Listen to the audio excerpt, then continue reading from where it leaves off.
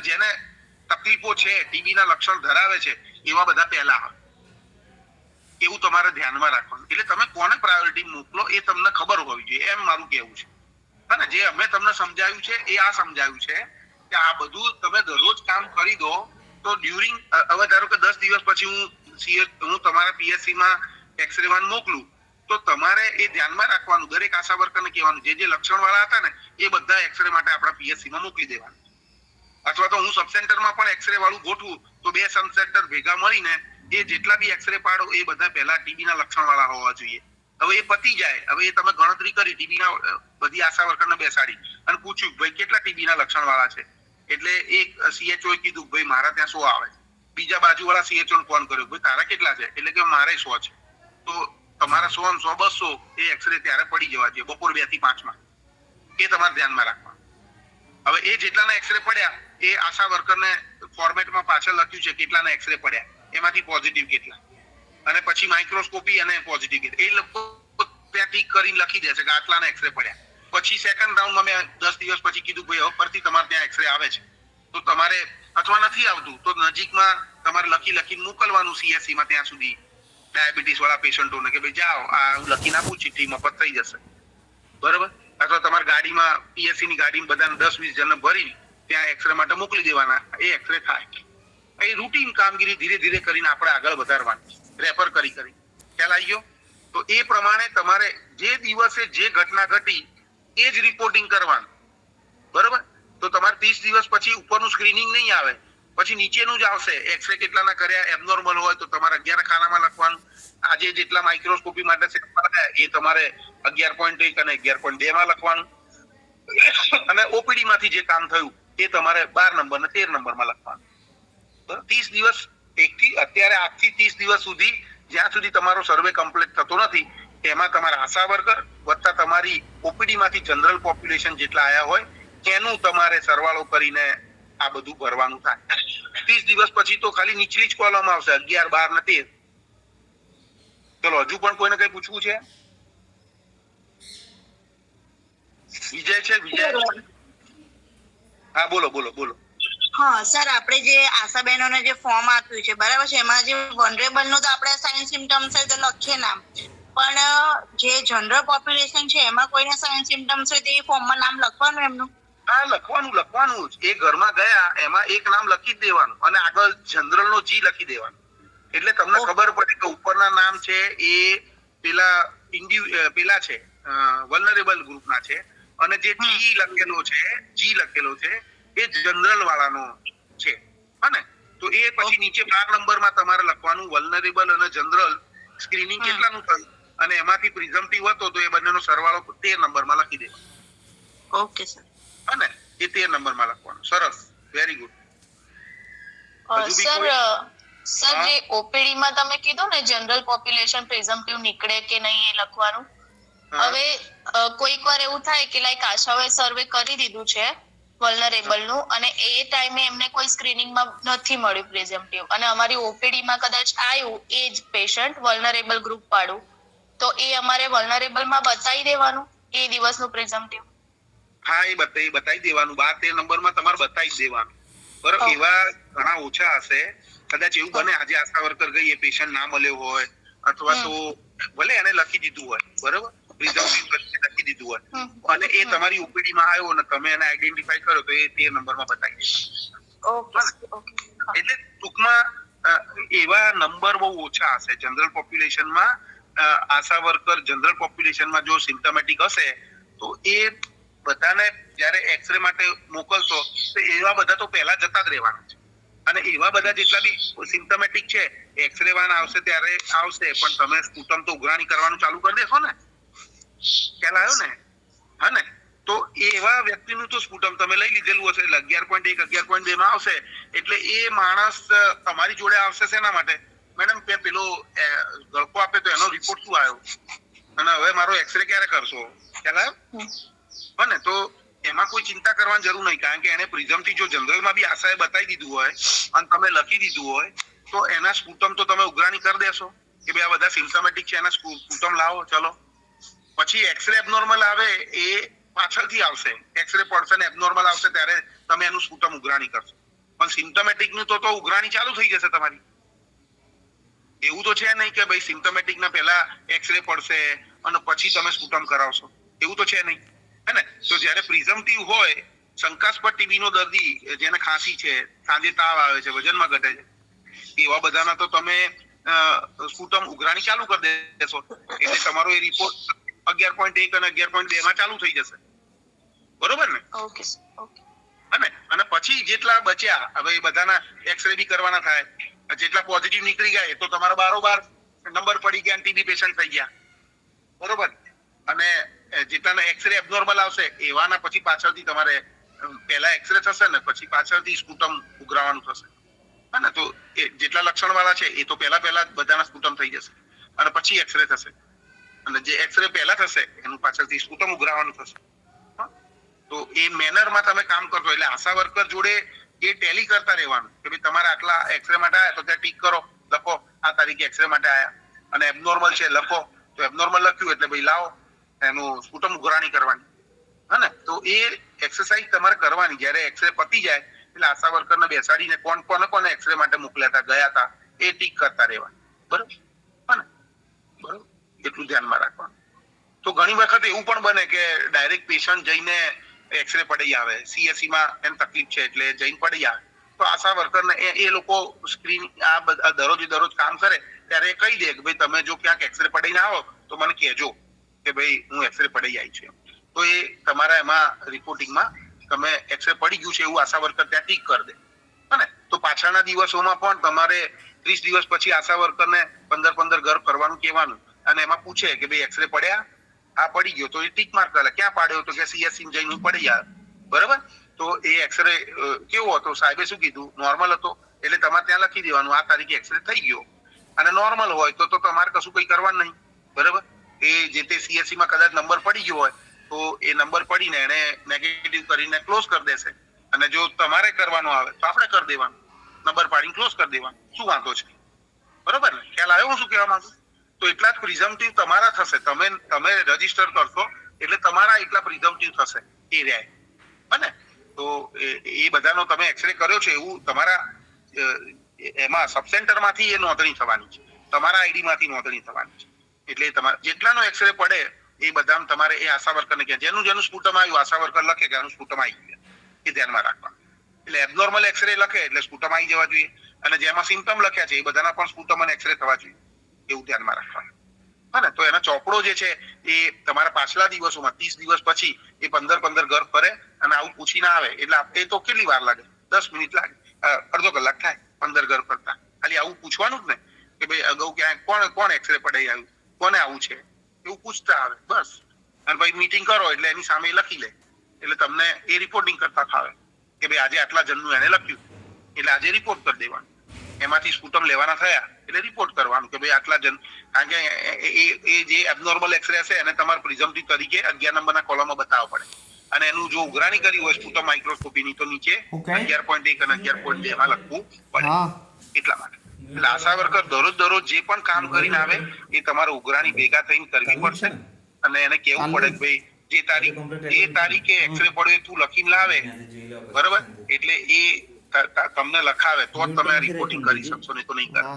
એટલે દરરોજ આશા વર્કરને 15 ઘર ફેરવવાનું, અને અત્યારે તમારી જોડે મોકો છે, તમે આશા વર્કરને દરરોજ 15 ઘર ફરવાનું કહો, 20 ઘર ફરવાનું કહો, અને આવું વર્ષ હવે ચાલુ જ કરતો, અને પછી મીટિંગ કરવાની, પછી ચર્ચા કરવાની, એટલે તમને આ બધું જ તમારા પ્રોગ્રામમાં જે પણ પેન્ડિંગ વર્ક છે એ બધું તમને મળવાનું ચાલુ થઈ જશે. આશા વર્કર મહિનામાં 1 વખત બધા ઘર ફરી લેશે, અને એવું 12 વખત થશે. એટલે તમારા માટે 15 ઘર ફરી મીટિંગ કરવાનું તમે એક સ્ટાર્ટ કરી દીધું તો તમને આ બધા ફાયદા થશે. અને જે પેશન્ટ એકદમ એનું ટૂંકમાં હેલ્થ બરોબર ના હોય એ આશા વર્કર તમને કહે તો તમે એ પેશન્ટનું ધ્યાન રાખી શકશો, બરાબર? બીપી વાળા કેટલા પેશન્ટ છે, તમે આમાંથી હાઇપરટેન્શન તમે બાજુમાં લખીને આપો, સર્વે કરવા જતી હોય તો તમારે NCD-માં હાઇપરટેન્શનના કેટલા વ્યક્તિ છે એ મળી જશે, ડાયાબિટીસના તો મળી જ જવાના છે, કારણ કે એ તો છે જ, કોમા કરીને લખવાનું છે એટલે, હા ને? તો હાઇપરટેન્શન વાળું વધારાનું તમે છેલ્લે લખી દો કે આ બી તમારે જોઈને લખી દેવાનું, એમાં ખાલી ટીક કરી દેવાનું કે ઘરમાં કેટલા છે લખી દેવાનું, 2 છે 3 છે નંબર, તો તમને નંબર મળી જશે કે ટોટલ આ 300 ઘર ફરી 300 ઘરમાં હાઇપરટેન્શનના 100 વ્યક્તિ છે. અરે એ તો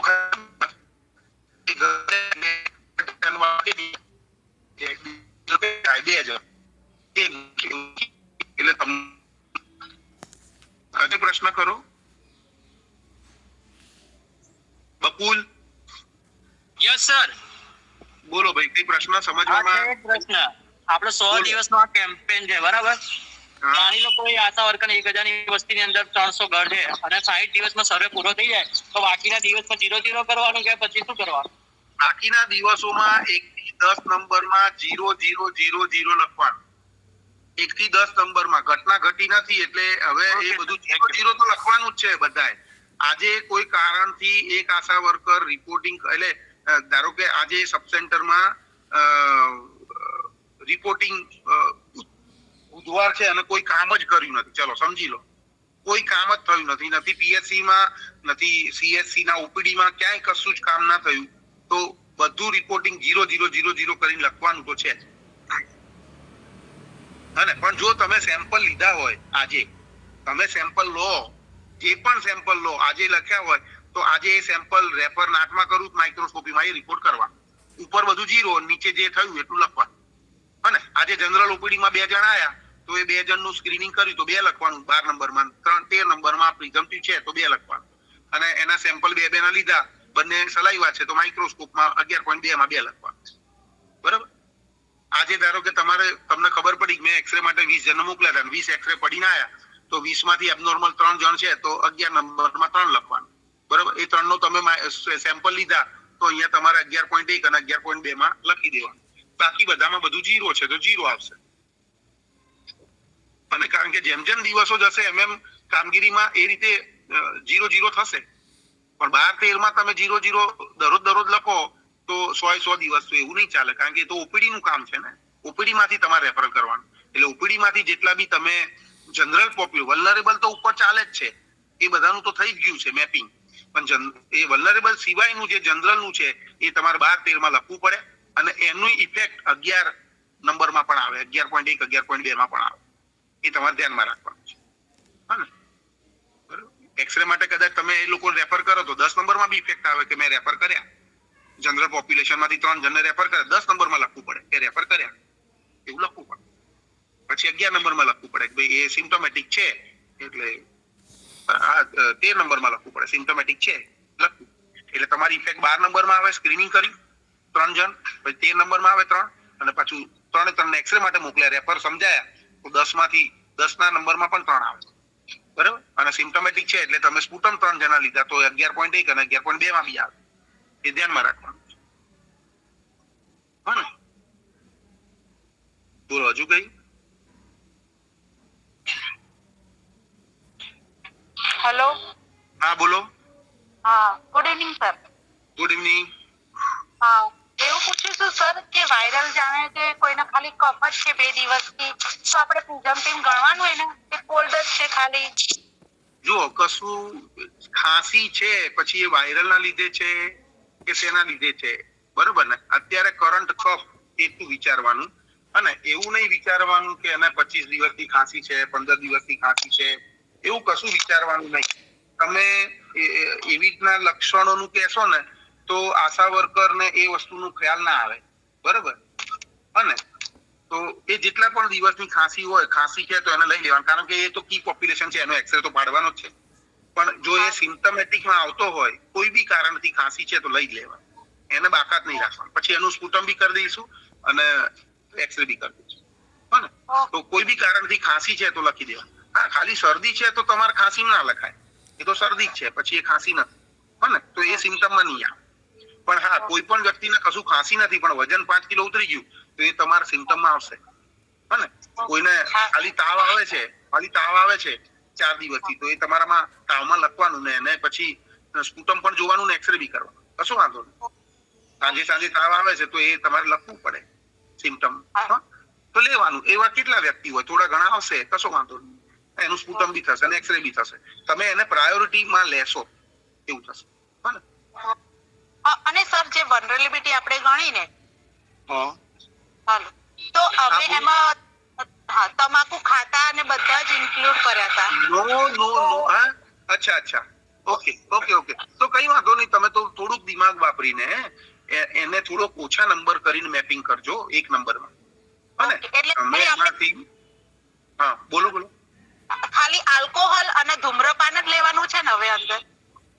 હા ધૂમ્રપાન અને આલ્કોહોલ 8 નંબરમાં ધૂમ્રપાન, જે બીડી ફૂંકતા હોય, સિગરેટ લેતા હોય, હુક્કો પીતા હોય,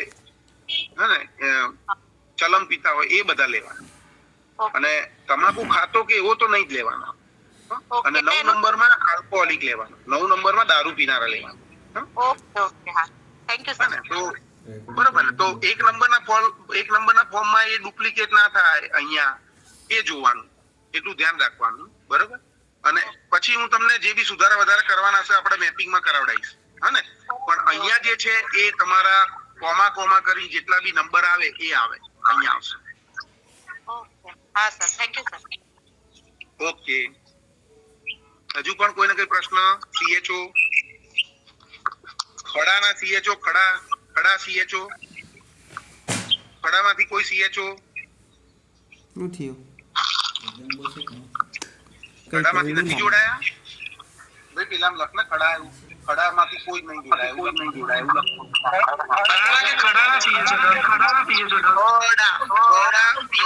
ખડા PSC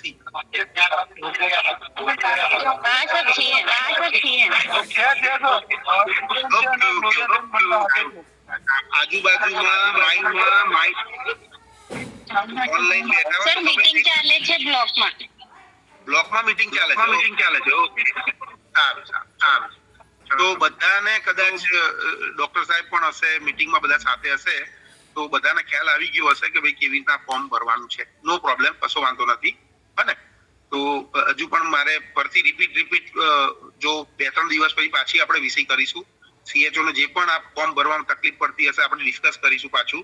હા ને, ક્યાંય પણ, કારણ કે જેમ કામ કરશો એમ તમને તમારી સમસ્યાઓ ખબર પડશે. એટલે આપણે પાછળથી ફરતી આવતા વીકમાં અથવા તો એના પછીના વીકમાં ફરતી વિષય કરીશું. હા ને, પણ જે દિવસે જે કામ કર્યું એ જ અહીંયા નોંધવાનું. જે દિવસે આશા વર્કરે જેટલું કામ કર્યું અને તમે જેટલું કામ કર્યું એનો સરવાળો કરવાનો અને એ જ લખવાનું. રેફરલ લખ્યું છે તો રેફરલ માટે સમજાયું તો 10 નંબરમાં રેફરલ કર્યું છે તો લખવાનું જ છે. બરાબર. અને નાટ માટે સેમ્પલ કરીને 11.1 અને 11.2 માં જેટલી સેમ્પલ તમારી જોડે દરરોજ આયા એ અહીંયા 11.1-2 માં લખવાના જ છે. 100 દિવસ સુધી જેટલા સ્પુટમ સેમ્પલ આયા લખવાના જ છે. બરોબર, એ ધ્યાનમાં રાખવાનું. 11 નંબરમાં જ્યારે એક્સરે પડાવો ને એબનોર્મલ પડે તો 11 નંબરમાં લખવાનું છે, એટલા એબનોર્મલ લખવાના છે, એ ધ્યાનમાં રાખવાનું. 12-13 માં જનરલ OPD માંથી એ રેફરલ જનરલ માંથી જેટલા રેફરલ કરે છે તો 12 અને 13 માં એને લખવાનું છે અને એની ઇફેક્ટ રેફરલની 10 નંબરમાં આવશે તો એ લખવાની છે. બરાબર. અને એક્સરે જ્યારે પડશે ત્યારે એ 11 નંબરમાં આવશે, એબનોર્મલ હશે તો 11 નંબરમાં લખવાનું. પણ તો તમારી OPD માંથી સેમ્પલ લેશો તો બી 11.1-2 માં આવશે અને 10 નંબરમાં પણ એની ઇફેક્ટ આવવાની જ છે. ઓકે, એ ધ્યાનમાં રાખવાનું. અને હજુ પણ ના ખબર પડે તો તમે હજુ પણ આખું TU પણ સ્ક્રીનિંગ માટે ના સમજ પડી હોય તો નોડલ ઓફિસર શ્રી એ TU ની અલગથી VC ગોઠવે ત્યારે મને કહે તો હું જોઈન થઈ જઈશ અને 5 મિનિટ આ ચર્ચા કરી લઈશું આપણે. હવે તો મારે કઈ બધું ડિટેલમાં સમજાવવા નથી, તમારી સમસ્યા છે એનું હલ કરવાનું છે. તો જ્યારે આપણે VC TU વાઇઝ કરીશું તો નોડલ ઓફિસર શ્રી જો તમને એવું લાગતું હોય તો અંદર તમે પોતપોતાના નોડલને ફોન કરો કે સાહેબ આમાં હજુ પણ સમજવામાં મજા નહીં આવતી હોય તો કામ કરવામાં પ્રશ્નો છે અને નોડલ અથવા તો અમારા STS સોલ્વ ના કરી શકતા, તમે અમને VC ગોઠવી દેજો તરત જ. આપણે 5 મિનિટમાં VC માં બધું સમજાવી દઈશું, 10 મિનિટમાં સમજાવી દઈશું. ઓકે, ચલો. તો હવે કોઈને કઈ પ્રશ્ન ના હોય તો VC પૂરી કરીએ. હજુ બી કોઈને કઈ પૂછવું હોય પૂછી લો, સમજવું હોય સમજી લઈએ. હજુ હેલો સર, પણ સાંજે 5 વાગે મહેરબાની કરીને બધા જ આવતીકાલે 10-11 વાગ્યા સુધીમાં તમારે મેપિંગ 100% કરી દેવાનું છે. અને સમજી વિચારીને મેપિંગ કરી દો. અને એ મેપિંગમાં સુધારો ક્યારે કરવાનો, વારંવાર કોઈ સુધારા કોઈએ કરવાનો નહીં, ક્યારે કરવાનો એ હું તમને કહીશ. અત્યારે તમે સમજી વિચારીને જે બી તમારી જો ડેટા છે એ ડેટાનું મેપિંગ કરવાનું છે. અને તમને પોતાને ખ્યાલ આવવો જોઈએ કે ભાઈ આ બધું ડુપ્લિકેટ હું આટલા ટકા કાઢું તો આટલું જ મેપિંગ કરવા પાત્ર છે, એવું તમને ખ્યાલ હોવો જોઈએ. જ્યારે માણસ દારૂ પીતો હોય તો એ સ્મોકિંગ કરતો હોય, બરોબર, અથવા તો ડાયાબિટીક હોય, એવું થોડુંક એવા ડુપ્લિકેટ થવાની શક્યતાઓ છે. એ શક્યતાઓને ધ્યાનમાં રાખીને પણ તમારે આ મેપિંગ કરવાનું છે, તો ડુપ્લિકેટ ના થાય એ પણ ધ્યાનમાં રાખવાનું.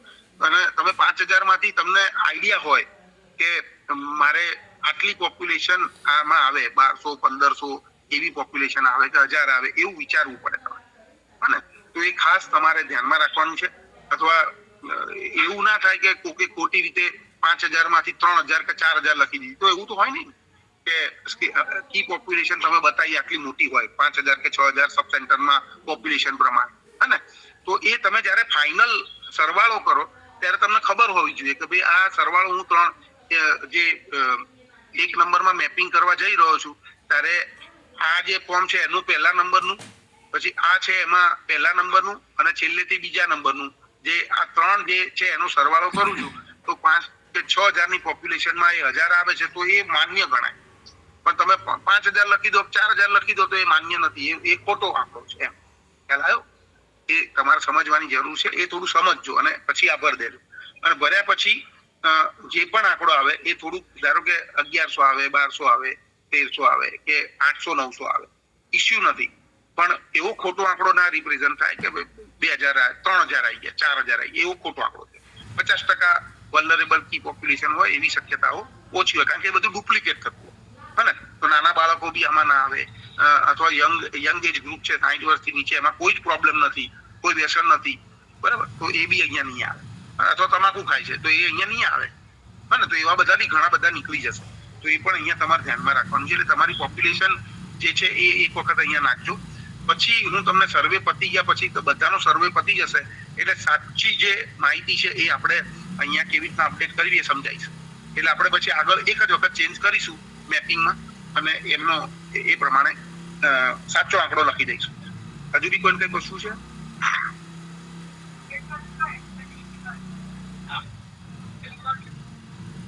ચાલો, હા, તો થેન્ક યુ સો મચ. હવે આપણે અહીંયા વિષય પૂરી કરીએ છીએ. Thank you very much. કોઈ બી તકલીફ હોય ફોન કરજો.